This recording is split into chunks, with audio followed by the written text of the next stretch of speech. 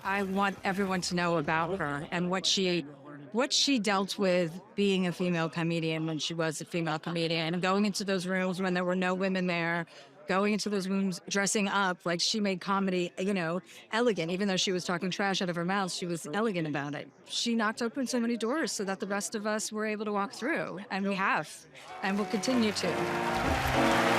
Please welcome Chelsea Handler.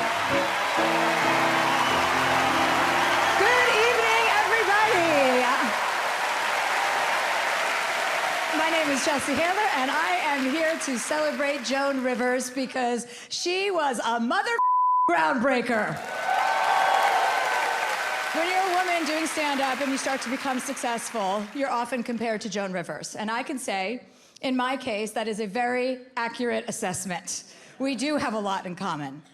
For starters, she was also a blonde Jew, which is the third rarest kind of Jew. After uncircumcised rabbis and Tiffany Haddish. Joan was a force. She was a stand-up comedian in a male-dominated industry, and unfortunately, it is still a male-dominated industry. And if it's hard being a female comedian today, can you imagine how hard it was in the 1960s? That was before we had Roe v. Wade, and then we got Roe v. Wade, and then we lost Roe v. Wade, so actually it's not that different. But Joan did all of it for the love of comedy, and she never apologized. She once said, "Me apologizing for a joke is like Taco Bell apologizing for giving you diarrhea. We're both just doing our jobs."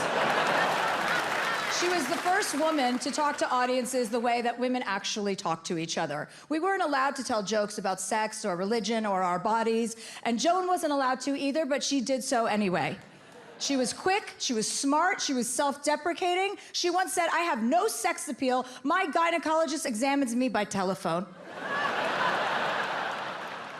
If Joan didn't pave the way by talking about sex and gynecologists and vaginas, do you really think I could go on stage 3 nights a week and talk about how much I love? I'm kidding. Not really, though. Joan was a pioneer for women in comedy, and she walked so that we could run. And let's talk about her late-night legacy. In 1989, she became the first woman to host a late-night talk show ever, and she was the only woman in a male-dominated field. And she opened the floodgates.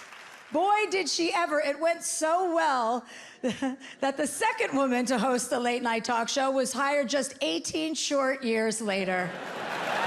And that's me.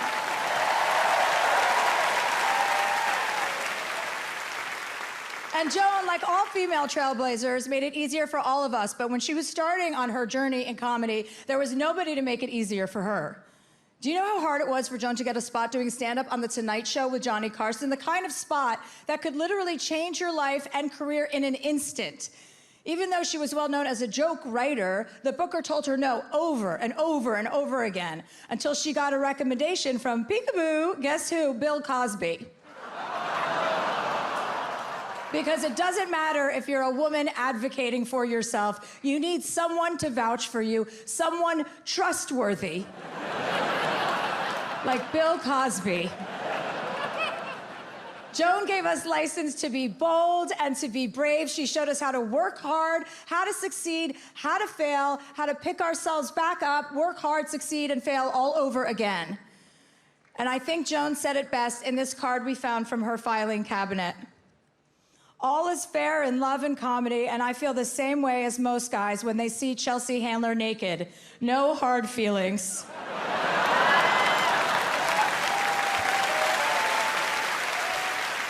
My entire career, I have been compared to Joan Rivers. And all I can say is I should be so lucky.